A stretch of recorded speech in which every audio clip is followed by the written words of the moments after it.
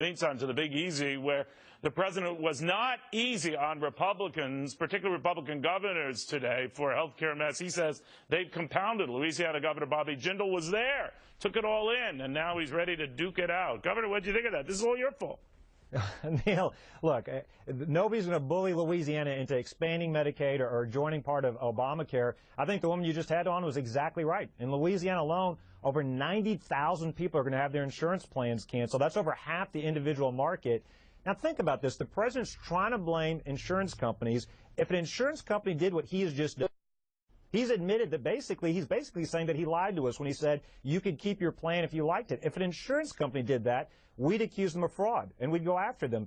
This isn't right. It is nice that he's apologized. If he really means it, one person in this country, the President of the United States, could put an end to this law. He could go to Congress, admitted he made a mistake. Let's repeal and replace this law. He could do it today if he's really genuinely sorry. Well, he's not doing that. But, Governor, what's interesting what you said, what he's effectively saying is Republican governors, there were a couple of Democratic governors, too, if my memory serves me right, who nixed this exchange thing, that they compounded the problem. But ironically, the problems we're having for a lot of folks have nothing to do with exchanges or the role of a governor in any of these states. It has to do with just the sheer cost of joining up. And that's something that's regardless of whether you like the exchanges, private, public, or otherwise. So does the constant finger pointing indicate to you that he's going to stand his ground, keep this law, even Democrats who told him to delay it, he's not going to do it? Well, he made a joke today that they're going to call it something else other than Obamacare. I've got news for him. This is his legacy. This is his responsibility. He forced it through with parliamentary maneuvers. You're right, Neil. You see more and more Democratic, especially Democrats up for re-election, beginning to distance themselves, calling for delays. Joe Manchin calling for delaying the mandate and other parts of the bill for a year. Others calling for legislation to allow you to keep your plan. It's trying to put lipstick, it's trying to put a Band-Aid on a deep wound here. The reality is to really fix this, you've got to repeal the entire thing. The website's just the tip of the iceberg. The cancellations is the next sign. The reality is the federal government has no business trying to run our health care system. Quality is going to get worse. Prices are going to go higher. This is just the beginning. I think that it only gets worse, and I think they're going to continue to point fingers. They're going to blame folks that wrote the website, the code for the website. They're going to blame the insurance companies. They're going to blame doctors. They're going to blame everybody. The reality is this is just a flawed concept. This is what happens when you trust government rather than the American people. Were you there when he said this? I was there in New Orleans today when he tried to bully us. He tried to intimidate us. Tried to force us to join the Medicaid program. And but when he said this, I mean, he was clearly. It's one thing to diss you behind your back, right? I mean, but he's doing it in front of you.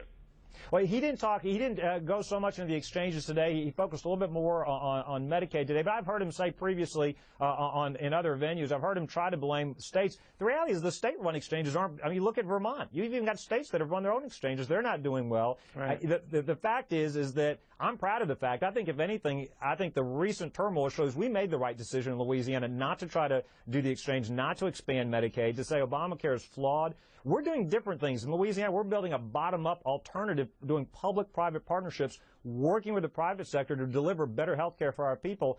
We don't need this top-down federal government approach. What do you think happens a year from now? Let's say he does not delay the employee mandate. In other words, individuals having to get coverage. And next year, when the employer mandate delay is off and he has to, and that's implemented, there's a good likelihood, right, that a lot of companies would be looking at getting a lot of their workers, retirees and others, to some type of exchange, public, private, you name it. But it will be a lot bigger an issue next year at this time, wouldn't it? Oh, I think your point earlier was exactly right. I mean, right now they're talking about millions of Americans. This only grows. Remember, he only temporarily delayed the mandate on employers, and you're going to see a huge backlash next year. I'm hoping the pressure builds. You're already beginning to see those Democrats, like our senator here in Louisiana and other Democrats who are up for election, beginning to change their tunes, at least slightly. I'm hoping the pressure builds. I think what you're going to see is more and more people try to get into the Medicaid, the government-run programs. I don't think they're going to get enough of the younger, healthier folks to sign up for this. It is such a bad program. It's such a flawed rollout. I'm hoping the pressure builds. You know, they keep delaying the part until after the next election. They can't keep kicking the can down the road. I'm hoping the pressure builds so that the Congress has no choice but to repeal this bad law. And look, the president was right. We do need to address pre-existing conditions. We do need to address people in the individual market who can't afford their health care. But the way to do that's not to take away health care from millions of Americans where it's working. Here in Louisiana, the media has documented small business owners that have suspended their expansion plans. They're not hiring new employees because of the increased cost of health care. They've documented folks that are saying, my premiums are going up now to buy benefits I don't need, I don't want. I was happy with my previous plan. I think that pressure only builds. I don't think it gets better. I think that this gets worse and worse for the president and for the country. It's time for him to man up, admit he made a mistake, repeal this bad law.